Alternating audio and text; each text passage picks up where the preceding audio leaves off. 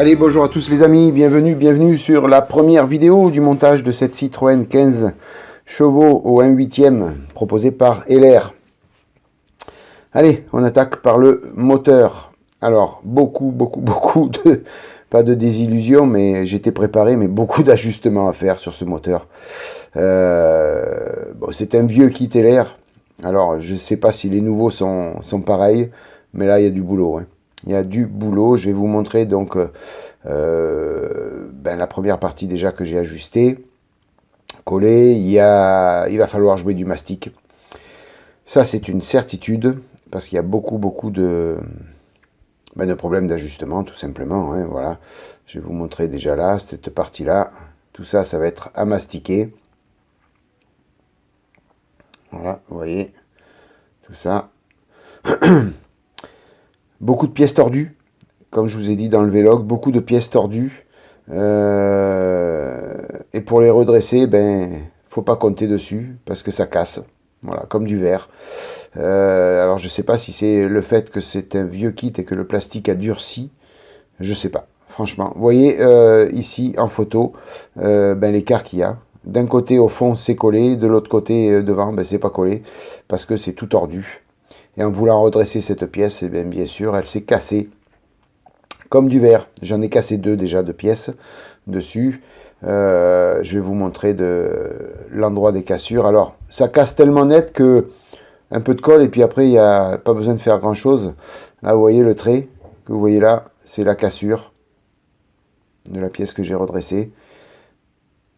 Après, j'ai aussi cassé une petite pièce du dessus. Voilà, ici, là, que j'ai voulu redresser. Et je me suis dit, bon, on arrête de redresser. Alors l'astuce à faire, si vous avez le même souci que moi, vous mettez la pièce du bon côté où ça s'ajuste le mieux. Et puis vous collez la partie où ça s'ajuste le mieux. Après, vous laissez sécher. Vous collez 1 cm de plus en tenant la pièce, et ainsi de suite jusqu'à la fin de la pièce. Voilà. Donc si vous faites ça, ça casse pas et puis ça tient bien. Mais voilà, il faut coller au fur et à mesure, tout en remettant la pièce à sa place. Voilà, j'espère que je me suis bien fait comprendre. Mais j'essaierai, parce que je suis sûr qu'il y aura d'autres pièces du même style, donc je vous ferai ça en vidéo. Mais voilà, hein, il faut coller petit à petit la pièce, tous les centimètres par centimètre. Une fois que c'est bien sec, vous recollez encore 1 centimètre, et ainsi de suite. Et puis la pièce prend sa place naturellement, sans casser. Voilà, donc quoi vous dire de plus voilà, hein, juste, il faut jouer du mastic, il faut jouer... on n'a pas le choix. Si on veut quelque chose de propre et de joli, on n'aura pas le choix. Ouais, j'ai trouvé ce plastique très friable aussi, à l'ébavurage. Donc je pense que c'est un vieux plastique qui doit être un peu plus cassant que les autres. Peut-être qu'à l'origine, au départ, quand le kit est sorti, le plastique devait être de bonne facture, mais là c'est plus le cas. Donc écoutez, il faut faire au fur et à mesure, petit à petit, hein, on n'a pas le choix. Alors en plus, côté pratique de la chose, le moteur vous le montez, mais il n'y a aucun téton de détrompeur, aucun petit pipion qui rentre dans des trous. Voilà, tout est lisse et il faut deviner l'emplacement où ça va. Alors on le devine à peu près, mais bon, il n'y a rien pour centrer les pièces, rien pour dire la pièce elle est bien dans sa place. Pas de pipion, pas de trou, rien. Donc, c'est système D. Voilà, on n'a pas le choix que de faire du système D, malheureusement.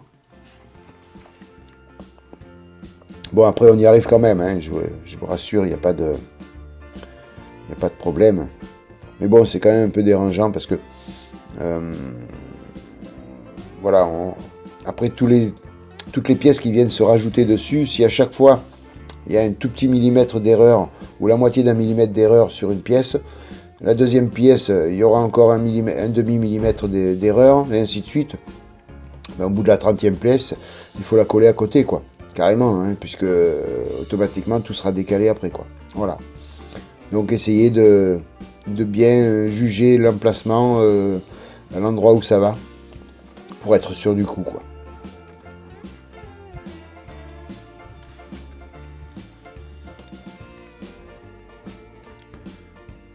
Voilà, donc là pour ce faire, j'ai pris un vieux mastic que j'avais. Comme là c'est grossier, donc on peut y aller sans problème. Il n'est pas trop pratique, mais là comme ça au moins je l'évacue et une fois que le pot sera vide, j'en achèterai plus parce qu'il n'est pas top.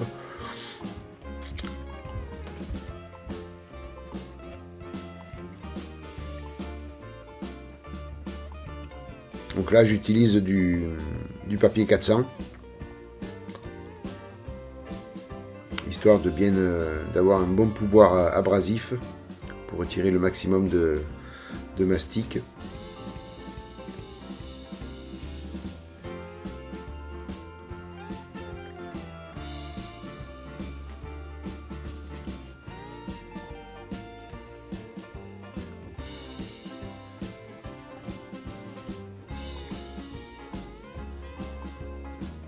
Alors on essaye de poncer à plat, hein, bien sûr, pour pas déformer la pièce. Alors vous pouvez vous aider aussi d'une petite cale que vous mettez sur le papier abrasif. Mais bon, après vous risquez d'user trop les côtés si jamais c'est un peu creusé ou vice versa si c'est trop bombé. Donc là je préfère faire avec le papier 400 ou de la mousse. Voilà. Là vous voyez la grosse épaisseur, j'en ai marre de la poncer, donc je viens retirer un petit peu d'épaisseur de mastic avec la lame de cutter. Ça permet de gagner un peu de temps. Ouais, ce mastic il est pas bon. Il est très dur à poncer et puis voilà, ça fait pas son job comme il faut, quoi.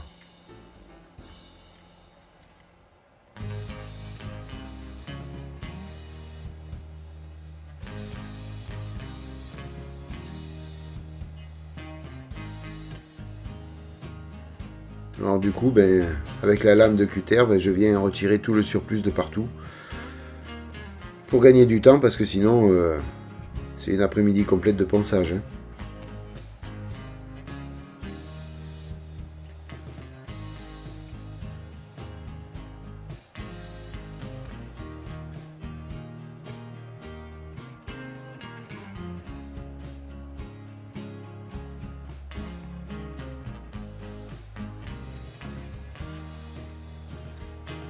Alors le but quand on met du mastic comme ça, c'est de redonner la forme de... Voilà, vous voyez le mastic que j'utilise, c'est celui-là.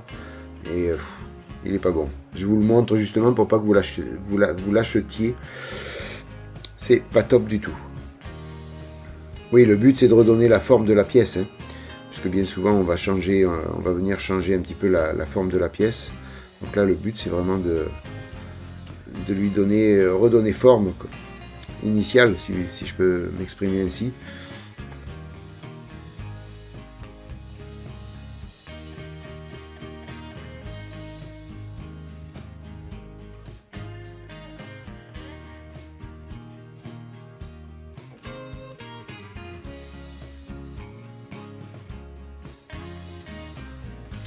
Ah, encore une fois, Thierry est hors caméra, hors cadre. Eh oui, une vidéo de Thierry, ça ici, il n'est pas hors cadre, c'est pas une vidéo de Thierry, hein. Allez. Donc j'ai fini de tout poncer, et puis je viens fignoler avec mon fameux microfiler de chez MRP, donc ce petit mastic qui est un peu plus liquide que les autres, et qui se ponce très facilement. Donc je viens fignoler avec pour vraiment boucher les derniers petits trous.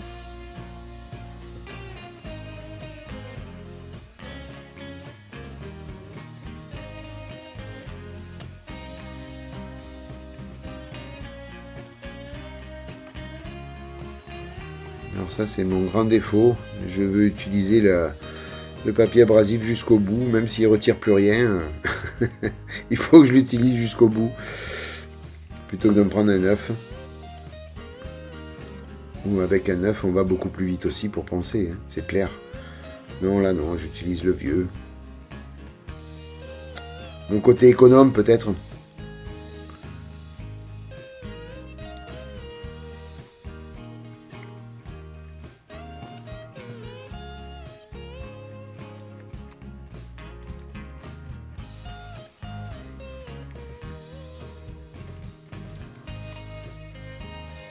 Ah, vous voyez, j'essaye d'aller bien dans les recoins pour redonner la forme de la pièce.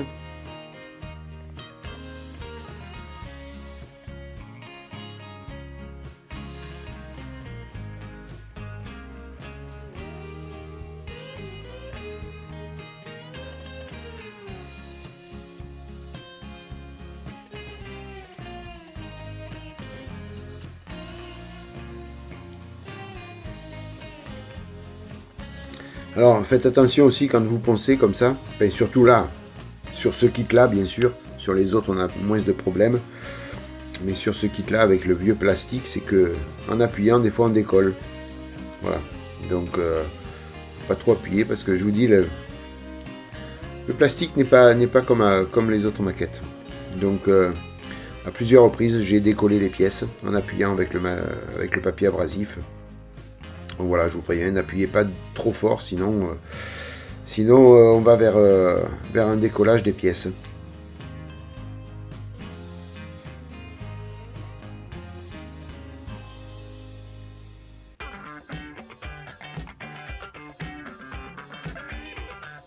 Voilà, donc je vous ai montré les parties à poncer, j'ai tout poncé.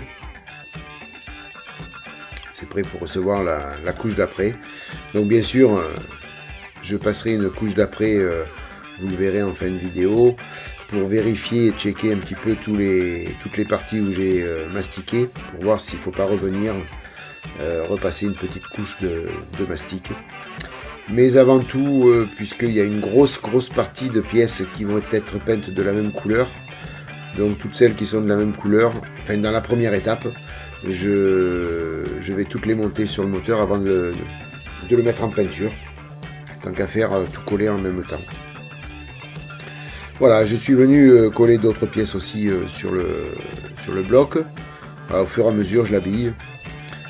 Jusqu'à temps que y ait des pièces à peindre d'autres couleurs. Donc à ce moment-là, je ferai de la peinture séparée et du collage avec les pièces peintes. Voilà, là c'est la boîte à vitesse. Donc elle, un peu moins de problèmes d'ajustement, mais par contre aucun pipion de centrage, rien du tout. Donc faut y aller doucement et bien voir comment ça se pose. Alors sur la notice, qui est pas mal, la notice par contre, avec super bien détaillé et super bien expliqué. Donc sur la notice, il y a des petites vues pour éviter de se tromper. Donc autant s'en servir.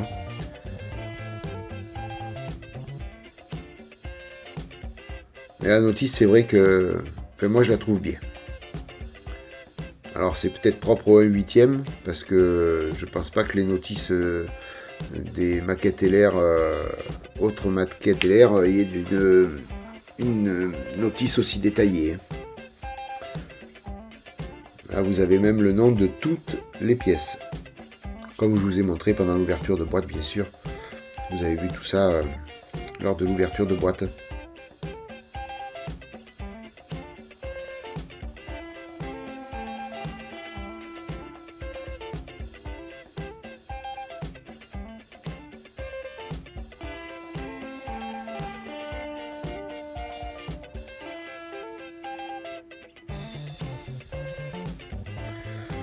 Voilà, donc j'y vais petit à petit, hein, je colle, j'ajuste, je ponce.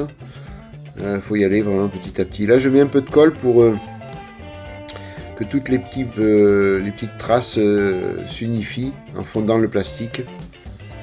Les traces de ponçage. Et puis, il y avait peut-être pas mal de petites bavures à cet endroit-là. Donc, avec la colle, ça permet d'atténuer tout ça et de faire plus propre.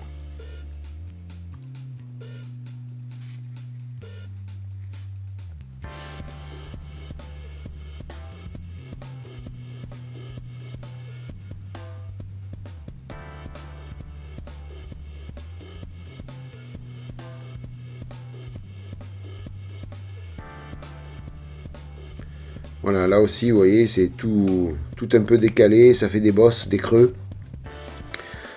Comme il va y avoir des pièces qui vont venir s'ajuster dessus, ben écoutez, il faut poncer pour égaliser, hein, tout simplement. Se mettre le plus à plat possible pour ne pas faire d'angle ou de pente qui ferait que ça ne s'ajuste pas, quoi. Voilà, la boîte à vitesse va venir comme ça, sur le bloc. Et là, c'est pareil, pas de pipion de centrage, pas de rien du tout. C'est plat sur plat. Donc, ben, il faut un petit peu deviner son emplacement. Parce que d'un côté, on a une pièce qui est un peu plus grosse que l'autre. Donc, voilà, pas moyen de bien la centrer. Alors, avant de coller tout ça, ben, on va venir mastiquer maintenant la boîte à vitesse. Puis après poncer, bien sûr. Voilà, donc là je vous montre la partie 1 de la notice. Donc tout ce qui est en jaune c'est fait. Voilà, les parties que j'ai rajoutées après.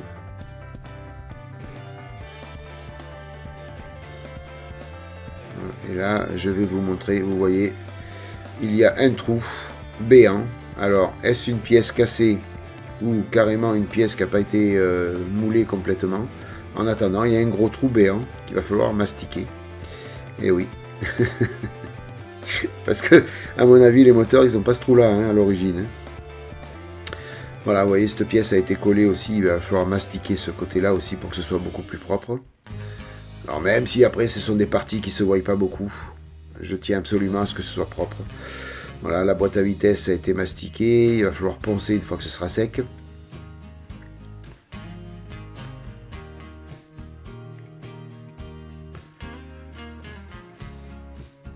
Voilà, donc après pose du mastic et ponçage, donc je vous montre un petit peu le résultat sur la pièce que je vous avais montré tout à l'heure.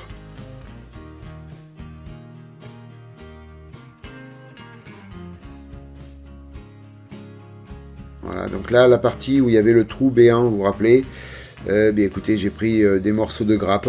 Alors là où il y avait les numéros, les morceaux plats, vous savez, donc je suis venu les tailler un petit peu à la dimension et puis les coller et on va mastiquer après par-dessus, tout simplement.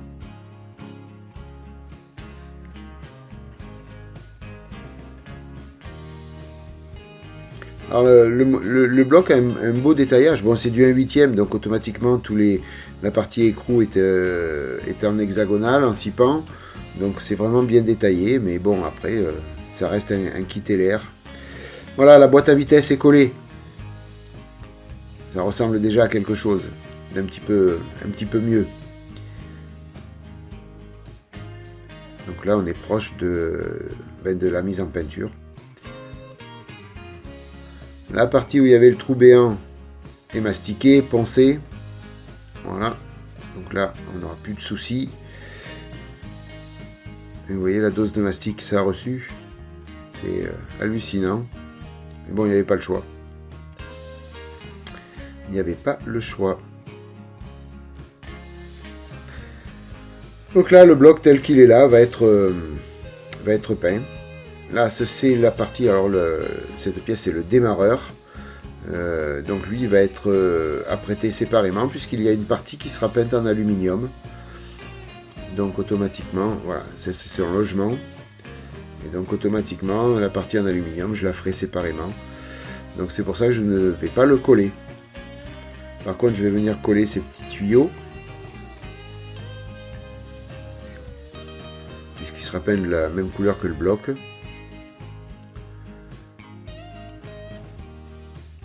Ça c'est pour venir fermer le démarreur sur le bloc moteur. A noter que là il y a des petits pipions, mais sur le bloc moteur il n'y a pas de trou. Et oui. Et ça c'est une petite vanne qui va venir sous les tuyaux que j'ai collés tout à l'heure, que je vous ai montré plutôt, parce que je ne les ai pas collés encore. Voilà, vous voyez, ça va en dessous. Donc ça sera à peindre en couleur or. Donc pareil, peint séparément.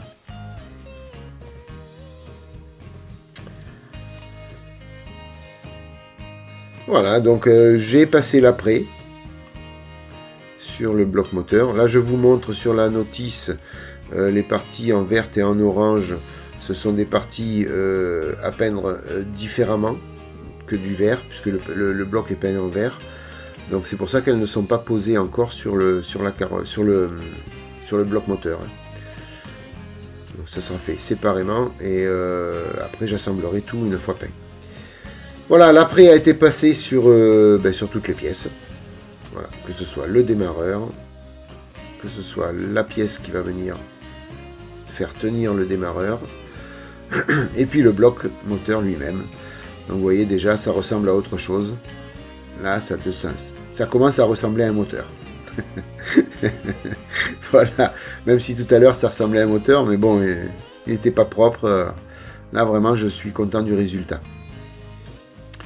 Puis là, vous avez la partie, je vais vous montrer ça, la partie où il y avait le trou béant. Voilà ce que ça donne. Voilà, ça fait plus propre. Bon, on aurait pu faire mieux, mais après, avec la peinture, un peu de whitering, ça fera l'affaire. Hein. Voilà, là, c'est l'endroit où la pièce avait cassé. On n'y voit plus rien. Comme si la pièce n'avait jamais été cassée. Donc ça, c'est parfait. Il n'y aura pas de problème avec ça. Voilà les amis, bien écoutez, pour cette première vidéo, c'en est terminé. La prochaine vidéo, j'aurai peint le moteur en vert et j'aurai avancé sur d'autres pièces, certainement. Et je vous ferai part donc de tous les problèmes que l'on peut rencontrer sur cette maquette. Voilà les amis, écoutez, merci mille fois d'être passé par là, c'est sympa d'avoir visionné cette vidéo. N'hésitez pas à la liker si elle vous a plu. N'hésitez pas à vous abonner si vous ne l'avez pas déjà fait. Et puis moi je vous souhaite plein de bonnes choses. Merci mille fois à mes tipeurs, merci mille fois aux abonnés. Et puis je vous dis à bientôt pour la suite de cette maquette LR, hein, tout simplement. Passez une bonne matinée, une bonne soirée, une bonne journée. Et puis je vous dis à plus les amis. Ciao, bye bye.